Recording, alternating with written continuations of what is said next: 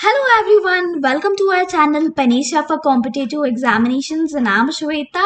अभी हम पढ़ने वाले हैं करंट अफेयर्स जो आपके TCS एग्जामिनेशंस के लिए स्पेशली डिजाइंड है एंड साथ ही साथ जो भी एग्जामिनेशंस है सारे एग्जामिनेशन के लिए इम्पोर्टेंट है जिसमें करंट अफेयर्स पूछे जा सकते हैं।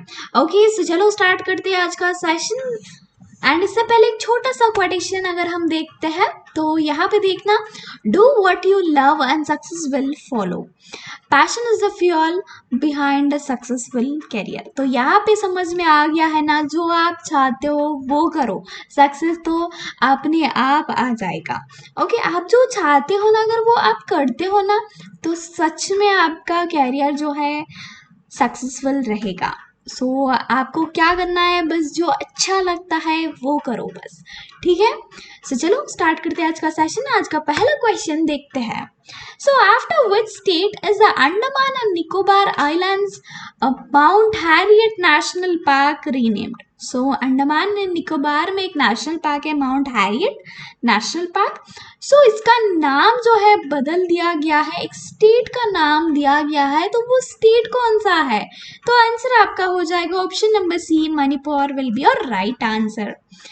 ओके, सेंट्रल गवर्नमेंट ने जो है रीनेम किया है। ओके, अब से ये an island peak in Andaman and Nicobar Islands as Mountain Manipur। Okay, यहाँ पे क्या है ना, मणिपुर का नाम दिया गया है क्योंकि यहाँ पे जो मणिपुर के जो फ्रीडम फाइटर्स है ना उनको जो है ट्रिब्यूट देने के लिए जो है इसको नाम दिया गया है मणिपुर। ओके, ये माउंट हैरियट जो है थर्ड लार्जेस्ट आइलैंड पीक है अंडमान एंड निकोबार में। यहाँ पे देखना, मणिपुर महाराजा कुलाचंद्र Singh and 22 other freedom fighters were imprisoned during the Anglo-Manipur War। यहाँ पे इनको जो है ना, जो फ्रीडम फाइटर्स थे उनको बस ट्रिब्यूट देने के लिए जो है ये किया गया है। अगर हम मणिपुर की बात करते हैं, who is the current chief minister of Manipur, तो बैरन सिंह है। गवर्नर की बात करते हैं तो La Ganesan is the right now governor of Manipur. And यहाँ पे अंडमान एंड निकोबार की भी बात कर लेते हैं, lieutenant governor admiral Devendra Kumar Joshi, right. Next question है, यहाँ पे देखेंगे, which of the company has won the prince William's inaugural earthshot prize. किसने जीता है द अर्थ शॉट प्राइज? तो वो कंपनी कौन सी है? तो थाकाछर कंपनी ने जीता है इंडिया का। ओके, इसको जो है ना क्या नाम है इसका? द अर्थ शॉट प्राइज, हाँ कि नहीं? इसको इको ऑस्कर्स भी कहते हैं। और कौन से कैटेगरी में जीता है? तो क्लीन एयर कैटेगरी में जीता गया है। यहाँ पे कौन से इन्वेंशन के लिए जीता गया है? Invention to recycle agriculture waste. Okay, agriculture waste को रिसाइकल करने के लिए एक इन्वेंशन किया गया है इनके द्वारा। और यहाँ पे देखना, the first ever earthshot prize of 2021। Okay, earthshot prize award ceremony took place at the iconic Alexander palace in London में हुआ है। एंड यहाँ पे इन्वेंशन की बात करते हैं, achieve small scale portable technology that attaches to tractors and converts crop residues to bio products like fuel and fertilisers. क्या समझ में आ गया? ज्यादा खर्चा भी नहीं आने वाला है इस टेक्नोलॉजी में, और ट्रैक्टर को अटैच हो जाता है।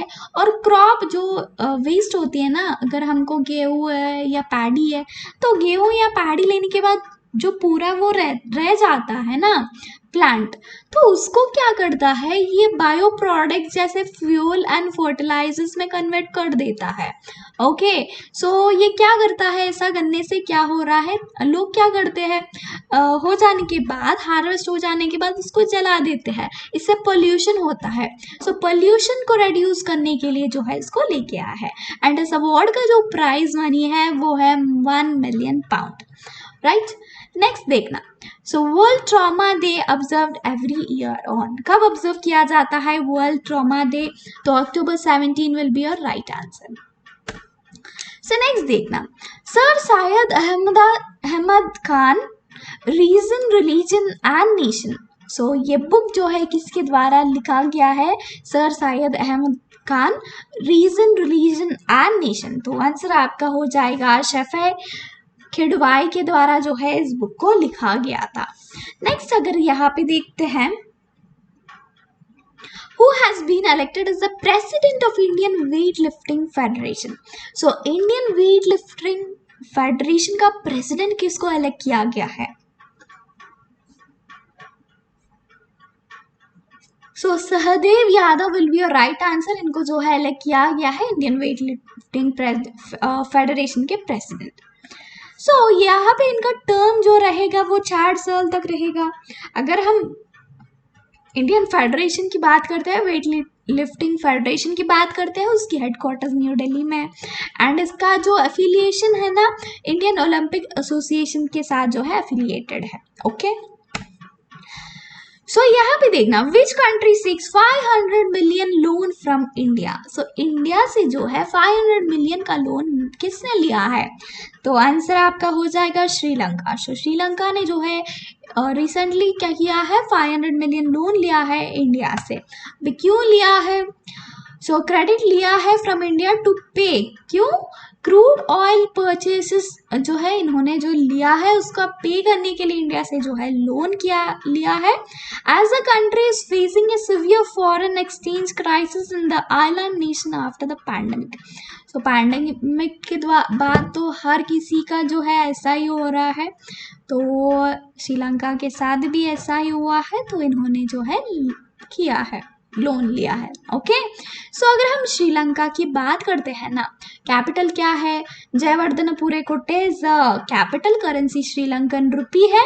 एंड अगर हम प्राइम मिनिस्टर की बात करते हैं, Mahinda Rajapaksa is right now prime minister. And president की बात करते हैं, Gotabaya Rajapaksa is the president of Sri Lanka. Okay next question अगर हम देखते हैं ना यहाँ पे, so who has been reappointed as the CEO of Axis Bank? so Axis Bank का CEO तो जानती हो, तो यहाँ पे क्वेश्चन ये है कि who has been reappointed as the CEO of Axis Bank? तो आंसर आपका ऑप्शन नंबर ए हो जाएगा, अमिताभ चौधरी। ओके इनको रीअपॉइंट किया गया है। So managing director and chief executive officer जैसे इनको जो है अपॉइंट किया गया है 3 साल के लिए। ओके एंड अगर हम एक्सिस बैंक की बात करते हैं, 3 दिसंबर 1993 में इसका एस्टैब्लिशमेंट हुआ था, हेडक्वार्टर्स इसका मुंबई में है। नेक्स्ट क्वेश्चन अगर हम देखते हैं, NITI Aayog has launch geospatial energy map in collaboration with. So NITI Aayog ने जो है ये लॉन्च किया है, तो किसके साथ कोलैब करके इसने जो है लॉन्च किया है? तो आंसर आपका हो जाएगा इसरो। सो इसरो के साथ जो है इन्होंने कोलैब करके जियोस्पैटिकल एनर्जी मैप जो है यहाँ पे लॉन्च किया है। तो ये मैप क्या करती है? Will help to identify and locate all the primary and secondary resources of energy and the transportation transmission networks to provide a comprehensive view of energy production and distribution in a country which would further help in planning and making investment decisions.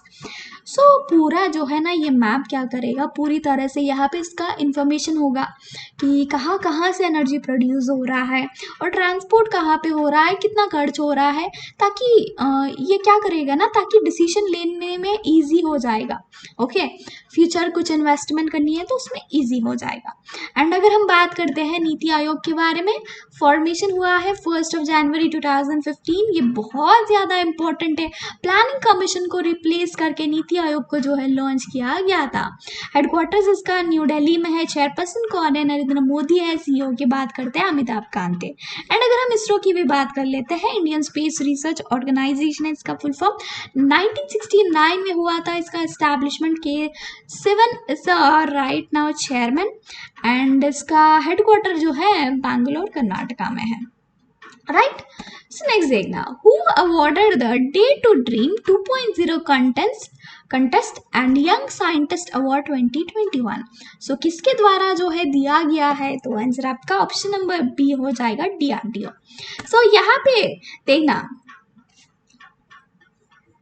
सबसे पहले देखना यहाँ पे defence research and development organisation होता है इसका full form, और किसके द्वारा दिया गया है? डिफेंस मिनिस्ट्री जो है राजनाथ सिंह के पास है, तो उन्हीं के द्वारा जो है दिया गया है। और यहाँ पे देखना 40 विनर्स को जो है ये अवार्ड जो है डे टू ड्रीम 2.0 अवार्ड्स जो है दिए गए हैं। इसमें 22 इंडिविजुअल्स थे और 18 स्टार्टअप्स थे। ओके, और ये DRDO क्या करती है, उनको टेक्निकल एंड फाइनेंशियल सपोर्ट देती है under technology development fund scheme के अंडर। ओके, अगर हम DRDO की बात करते हैं 1958 में इसका एस्टैब्लिशमेंट हुआ था and chairman G Satish Reddy है। एंड नेक्स्ट देखना, world osteoporosis day is observed on. Okay, so कब ऑब्जर्व किया जाता है ऑस्टियोपोरोसिस डे? तो आंसर आपका हो जाएगा October 20, यानी आज मनाया जाता है ऑस्टियोपोरोसिस डे। सो सबसे पहले यहाँ पे देखना क्यों ऑब्जर्व किया जाता है। सो अवेयरनेस क्रिएट करने के लिए। ऑस्टियोपोरोसिस एक डेंजरस डिसीज ही कह सकते हैं, होता है पर किसी को पता ही नहीं चलता है कि उनको ये है, बहुत ज़्यादा वीकनेस हो जाती है। ओके, सो उससे अवेयरनेस क्रिएट करने के लिए, ताकि प्रिवेंट करें हम इसको, इस डिसीज़ को, और उसका जो कैसे ट्रीटमेंट होता है ये भी। ओके, सो यहाँ पे क्या होता है ऑस्टियोपोरोसिस बेसिकली, सो बोन्स जो है ना बहुत ज़्यादा वीक हो जाता है। छोटी छोटी चीज़ों में आप ऐसे छोटा सा गिर जाओ, आपका हड्डी जो है टूट जाएगा। आप यहाँ पे देखना, यहाँ पे even mild stresses such as bending over और coughing can cause a fracture, यानी आप कॉफ कर रहे हो तब भी आपका फ्रैक्चर हो जा सकता है, इतना डेलिकेट हो जाता है आपका बोन। ओके, सो यहाँ पे देखना vitamin D and calcium intake can help it. So आप जो भी ये वीडियो देख रहे हो ना, मैं आपको बोल रही हूँ कि आप विटामिन D लो। सबसे ज़्यादा अच्छा विटामिन D आपको कहाँ पे मिलता है पता है क्या? सन से। डेली जो सनराइज होने के बाद जो सन आती है ना, बहुत हल्का सा होता है, सो वहाँ पे 10 मिनट्स के लिए आप खड़ा हो जाए, आपको बहुत विटामिन D मिलेगा। अगर आप ऐसा नहीं कर पा रहे हो ना, तो आपको मशरूम्स, पता है ना, आपके डाइट में मशरूम्स को इंक्लूड करो। सो ये 2 चीज़ें हैं जिससे आपको बहुत ज़्यादा विटामिन D यहाँ से मिल सकता है। एंड कैल्शियम इंटेक आपको पता ही है कि किस किस में, दूध में रहता है, तिल में रहता है। ओके, कैल्शियम बहुत ज़्यादा लेना चाहिए, इससे क्या होता है ना, ऑस्टियोपोरोसिस से आप बच सकते हो। ओके, स्पेशली वुमेन में बहुत ज़्यादा देखा जा सकता है इंडिया में, क्योंकि अपने आप का केयर ही नहीं करते हैं इंडियन वुमेन। सो आपके जो मदर हो, आपका सिस्टर हो, तो उनको अवेयर कीजिए इस डिसीज से। ओके, सो चलो इतना ही रखते हैं आज का सेशन। होप आपको अच्छा लगा होगा। अच्छा लगा तो लाइक कर देना, आपके फ्रेंड्स के साथ शेयर करो। अभी तक सब्सक्राइब नहीं किया हमारे चैनल को, so do subscribe to our channel and also click the bell icon beside that. Bye bye everyone, मिलते हैं कल इसी टाइम पे इसी सेशन के साथ।